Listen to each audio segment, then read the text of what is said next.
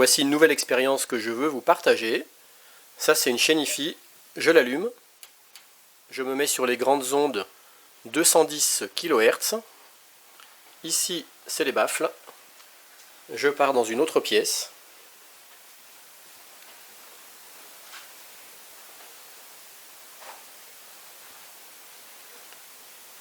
Ici, j'ai un montage sur 2 breadboards. Et quand j'appuie là-dessus,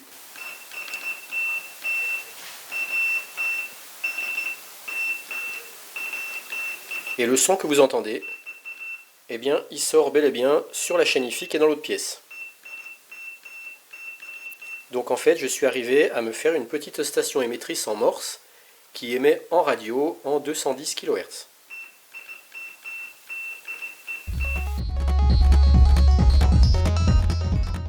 Je vais vous expliquer le montage avec le schéma du circuit, tous les composants. Comme vous allez très vite le comprendre, j'utilise 2 NE555, un pour créer l'onde porteuse, un pour créer le signal modulant. Et je me suis permis une petite fantaisie. Au niveau du NE555 qui crée le signal sonore qui va moduler l'onde porteuse, j'ai rajouté un potentiomètre qui me permet de faire varier la sonorité du signal.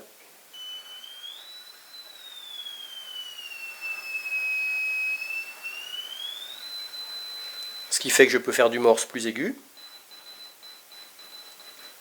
ou du morse plus grave.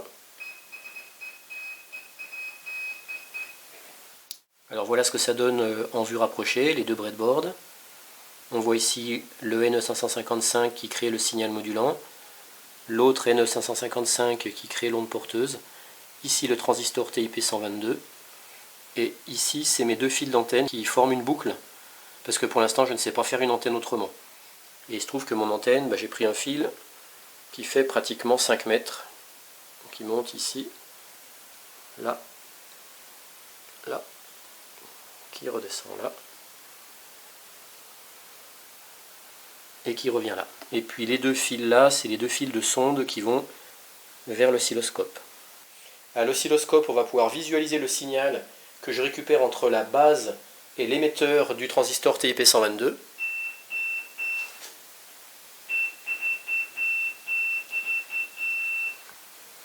Et si je change le branchement de mes sondes d'oscilloscope, on va regarder ce qui se passe entre collecteur et émetteur. Et voilà maintenant la variation de signal à l'oscilloscope entre le collecteur et l'émetteur du transistor TIP122.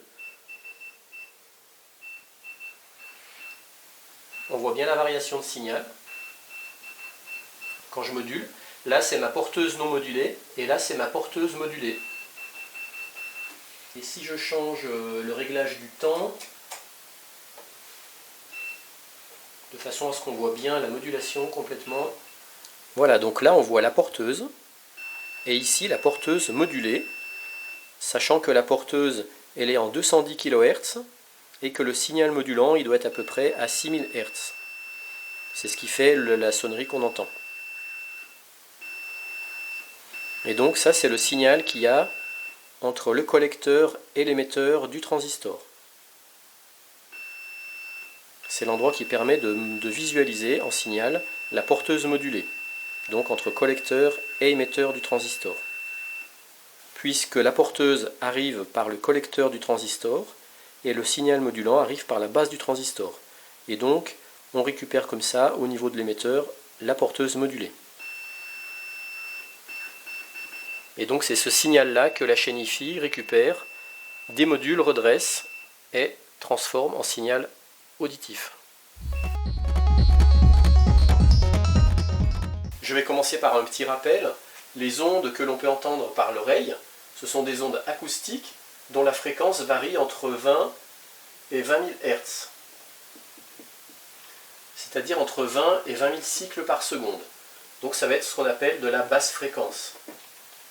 Donc quand je parle ou qu'on écoute de la musique, ça fait une onde qui est à peu près comme ça. Voilà, donc ça c'est la basse fréquence. Donc ça va être notre signal qu'on veut transmettre par radio. Mais cette onde-là, on ne peut pas la transmettre comme ça par radio parce que sa fréquence est trop basse. Donc elle n'est pas assez puissante pour l'envoyer à loin avec une onde radio. Donc on va se servir d'une onde qui a une fréquence beaucoup plus élevée, qui va être en haute fréquence. Et sa fréquence va être, moi je vais utiliser une onde de 210 kHz, contrairement aux basses fréquences qui étaient entre 20 et 20 000. Là je suis à 210 000, donc ça va être mon onde porteuse. Donc je vais me servir de cette onde qui oscille 210 000 fois par seconde. Elle sera suffisamment puissante pour créer des ondes électromagnétiques qui vont se propager loin dans l'air. Et en fait, ce qu'il faut arriver à faire, c'est à moduler sa porteuse par le signal, c'est-à-dire à inscrire le signal dans la porteuse. Donc pour prendre une image simple, on pourrait dire que ça c'est le train et ça c'est les voyageurs. Donc on va faire rentrer les voyageurs dans le train. Donc en fait, électriquement, ça revient à moduler notre onde porteuse en fonction de l'onde de signal. Je vais prendre un exemple très simple pour l'illustrer au tableau. Si j'ai mon onde de signal qui est comme ça, et que ma porteuse est comme ça, et bien une fois que ma porteuse sera modulée par le signal, et bien on va retrouver dans la porteuse la forme du signal.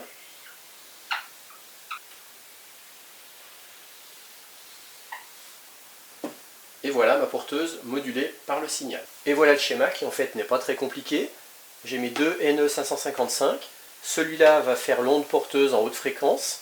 Celui-là va osciller en basse fréquence pour me faire mon signal de sonnerie. J'alimente le tout en 5 volts. Donc vous retrouvez ici les résistances avec leurs valeurs. Ici un potentiomètre, normalement il ne faudrait pas mettre P, je crois qu'il faut mettre RV comme résistance variable, qui va de 0 à 10K.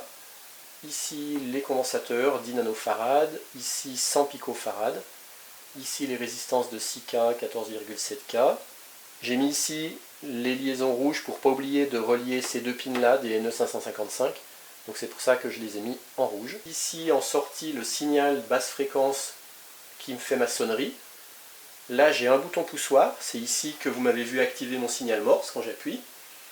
Ça passe à travers un condensateur de 4,7 microfarad, une résistance de 100 ohms, et j'arrive ici à la base de mon transistor TIP122. Et donc c'est ce signal qui va moduler ma porteuse. Ma porteuse arrive ici en sortie du deuxième NE555, à la fréquence de 210 kHz environ. Alors la fréquence, j'ai pu la vérifier avec mon oscilloscope en mesurant le nombre de carreaux que faisait chaque cycle de ma fréquence. Et donc mon antenne, je l'ai mis ici entre l'émetteur de mon transistor et la masse de mon circuit.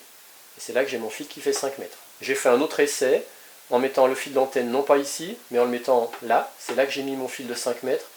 Ça faisait le même résultat au niveau qualité radio. Par contre, je ne connais pas du tout la portée effective de ce montage radio.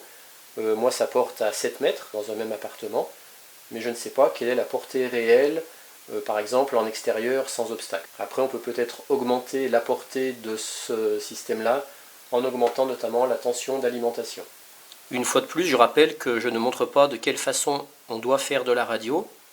Je montre simplement comment j'ai fait pour arriver au résultat que vous avez vu. Parce qu'il y a sûrement des erreurs au niveau de mes circuits.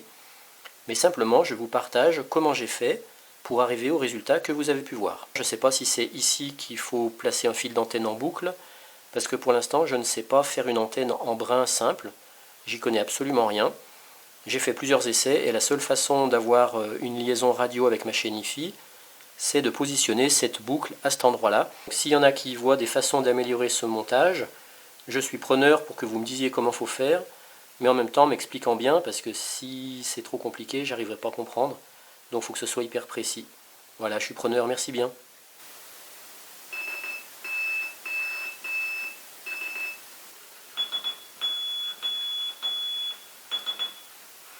Et maintenant, je vous laisse le mot de la fin en morse.